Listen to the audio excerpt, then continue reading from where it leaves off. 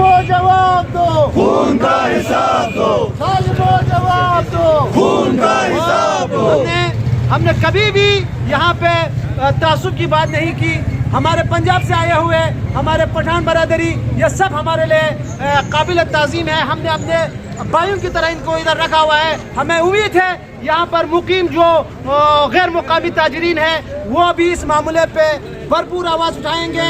ہمیں امید ہے جس طرح ہمیں سننے میں بھی آیا ہے کہ وہاں پہ سوات مینگورہ کے باشعور افراد نے احتجاج وہاں پہ کیا، ہم انہیں اپریشیٹ کرتے ہیں، لیکن ہمیں احتجاج کی حد تک ضروری نہیں ہے کہ احتجاج ہمارا مرہم ہو۔ ہم یہ بتانا چاہتے ہیں کہ 24 گھنٹے کے اندر اس مزدور کے قاتل کو گرفتار کر کے جس چوراہے پہ اس کو قتل کیا گیا ہے اسی چوراہے پہ اس کو پھانسی دیا جائے۔ کس کا لہو یہ کون مرا؟ غدار حکومت بول ذرا، یہ کس کا لہو یہ کون مرا؟ غدار حکومت بول ذرا، یہ کس کا لہو یہ کون مرا؟ غدار حکومت بول ذرا۔ اس کے بعد میں گلگت بلتستان کے مزدور طبقے سے تعلق رکھنے والے مزدور یونین کے صدر اور سماجی کارکن جناب اخوان غلام احمد کریمی صاحب سے گزارش کرتا ہوں کہ آپ اس کے آج کے احتجاج اس کے حوالے سے اپنے ذریعہ کلمات سے استفادہ کریں۔ کا فریضہ ہے۔ تو میرا عزیز دوستو، آج بلتستان کے لیے سوگ کا سما ہے۔ اس وقت بلتستان میں پے در پہ پنجاب سے، پختونخوا سے، کوئٹہ سے جنازے یہاں منتقل ہو رہا ہے۔ تو یہ ہمارے لیے لمحہ فکریہ ہے۔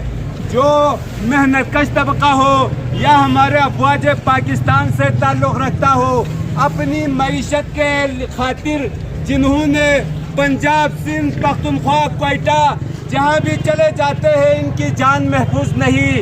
ہم آج اس جلسے کی وساطت سے، سول سوسائٹی کی پلیٹ فارم سے ہم اس چیز کی مذمت کرتے ہیں اور ریاست پاکستان کے ذمہ داروں سے ہم مطالبہ کرتے ہیں کہ گلگت بلتستان کے دھرتی ماں کے بازیوں کو ملک کے جس کونے میں بھی ہو تحفظ فراہم کیا جائے۔ اس کے ساتھ ساتھ آج ہمارے یہاں شگری کلان سے تعلق رکھنے والے ایک مزدور جو معیشت کے لیے گاڑی خریدنے کی غرض سے وہاں سوات مینگورہ چلا گیا تھا، اس کو اغوا کر کے گاڑی سمیت کل اس کو بے دردی سے قتل کیا گیا۔ آج اس فورم کی وساطت سے جس کی ہم مذمت کرتے ہیں۔